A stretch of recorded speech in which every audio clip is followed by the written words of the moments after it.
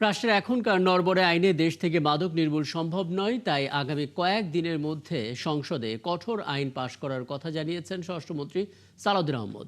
মাদক মামলা পরিচালনার জন্য আলাদা ট্রাইব্যুনাল গঠনের প্রস্তাব দিয়েছেন তিনি। সরকারের সচিবালয়ে তিনি আরও জানান, বর্তমানে ঢাকা, চট্টগ্রাম আর কক্সবাজারে লাখেরও বেশি মাদক মামলা ঝুলে আছে। মাদকদ্রব্য নিয়ন্ত্রণ আইন সংশোধন হবে, আপডেট করা হবে। কয়েকদিন আগে আপনারা দেখছেন জোয়ার উপর একটা মডার্ন আইন উত্থাপন করেছি, সেটাও আগামীতে ইনশাল্লাহ পাশ হবে কয়েকদিনের মধ্যে। এরপরে সাইবার অ্যাক্টে যাব, আইনি কাঠামো দাঁড় করাতে হবে। তারপরে আরেকটা সংস্থার বাহিনীর মডার্নাইজেশন হবে, আইনি সংস্কার হবে। ওখানে আমি নাম এখন বলবো না, সেখানে ট্রান্সপারেন্সি আসবে, অ্যাকাউন্টেবিলিটি আসবে। আইনি ভিত্তি শক্ত না থাকলে এগুলোর বিরুদ্ধে ফাইট করা যাবে না।